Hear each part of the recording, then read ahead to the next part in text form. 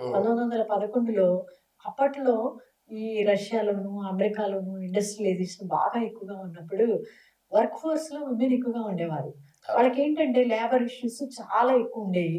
వాళ్ళకి వర్క్‌కి equal pay ఇచ్చేవాళ్ళు కాదు. మగవాళ్ళకైతే ఎక్కువ జీతం ఇచ్చేవాళ్ళు. ఆడవాళ్ళకి తక్కువ ఇచ్చేవాళ్ళు. హ్మ్. తర్వాత వర్క్ అవర్స్ చాలా ఎక్కువగా ఉండేయి. తర్వాత ఓటింగ్ రైట్స్ లేవు. డెసిషన్ మేకింగ్‌లో వాళ్ళకి స్థానం లేదు. హ్మ్. అలాంటి మహిళలందరూ కూడాను అప్పట్లో ఒకసారి ఒక కాన్ఫరెన్స్ పెట్టుకొని, చర్చించుకొని, మాకు ఓటింగ్ రైట్స్ కావాలి, ఇవన్నీ కావాలి అని ఒక యాజిటేషన్ చేసినప్పుడు రష్యన్ రష్యాలో ఏమైందంటే ఆహ్, ఈ రష్యన్ రివల్యూషన్ వచ్చింది. వచ్చిన తర్వాత సోవియట్ యూనియన్ ఫార్మ్ అయింది. సోవియట్ యూనియన్ ఫార్మ్ అయిన తర్వాత అప్పుడు మహిళలకి ఆహ్, ఒక ఆవిడ లీడర్‌షిప్ ఇచ్చారు. ఆవిడేంటంటే క్లారా జెట్కిన్ అని ఒక ఆమె జర్మన్ లేడీ అన్నమాట. అవును. ఆ లేడీ లీడర్‌షిప్‌లో ఏమైందంటే ఆమేమందంటే, మనం ప్రతిసారి విమెన్ ఇట్లాగా ఒక లేబర్ ఆర్గనైజేషన్ లాగా ఫైట్ చేసుకోవాల్సొస్తుంది మన రైట్స్ కోసము.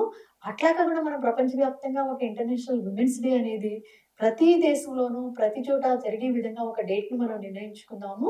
అది మార్చి 8 నిర్ణయించుకుందాం అని జెప్పేసి నిర్ణయించుకొని, అప్పటినుంచి కూడా మార్చి 8ని ఇంటర్నేషనల్ విమెన్స్ డేగా జరుపుతున్నారు. ఇది అన్ని దేశాలలోనూ మార్చి 8న ఇది గ్లోబల్ డేట్ అన్నమాట. అది హ్మ్. జరిగిపోతూ ఉంటుంది.